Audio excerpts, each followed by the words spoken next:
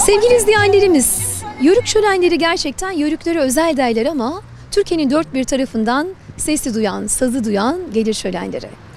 Yolları düşmüş, aslında onlar da Yörük Türkmen şölenlerini takip ediyorlarmış. Karavanlarıyla Türkiye'nin dört bir tarafını gezen İsmet ve Sevda çifti var yanımızda. İsmet Eren ve Sevda Eren. Mikrofon uzatacağız kendilerine. Yörük kızı olmuş. Yörük kızı olunca da söz düşecek tabii ki Yörük kızına. Sonra Yörük oğlunu uzatacağız mikrofonu.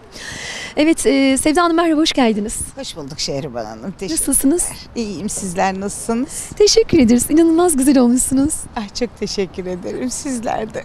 Sağ olun, çok teşekkürler. Şimdi biraz sizi tanıtalım değerli izleyenlerimize.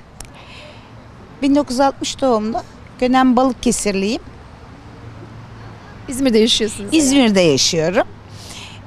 Karavanımız var. Karavanımızla yurdumuzun çeşitli köşelerine dolaşıyoruz, geziyoruz. Sizin türkü kervanınız var. Bizim de anı kervanımız var. Oraya anılar ekliyoruz. Anıları ekliyorsunuz ve gittiğiniz yerleri de yazıyormuşsunuz duyduğuma göre. Evet. İşte nereye giderseniz tarihi özellikleri, şehrin diğer işte kültürel zenginliklerini falan paylaşıyorsunuz anladığım kadarıyla. Evet, yaşanan şehrin anılarını toparlıyoruz.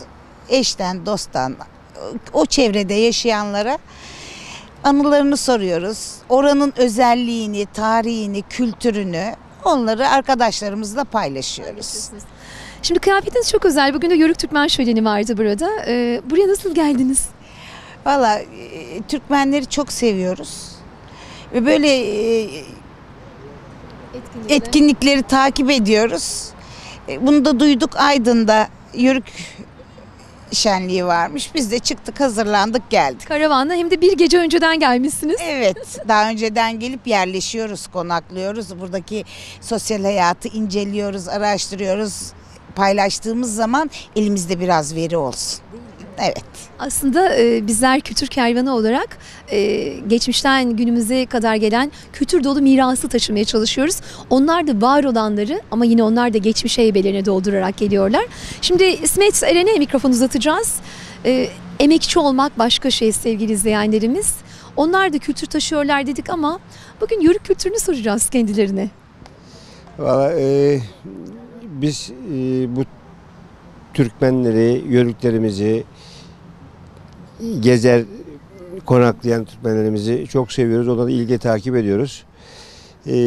Bugün de işte burada bunun olacağını duyduk.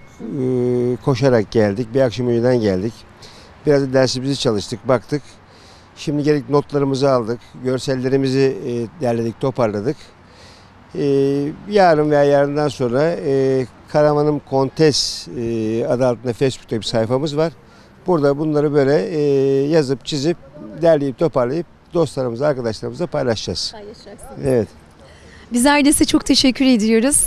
Evet, inşallah bizler de biraz yaşlanınca, çoluğumuz çocuğumuz böyle evlenince benim de en çok istediğim şeylerden bir tanesi güzel Türkiye'min, güzel Anadolu'mun her köşesini gezip belki de birazcık İsmet Eren ve Sevda Eren çifti gibi tarihe belki de bir çivi çakabilirsek ne mutlu bizlere diyoruz.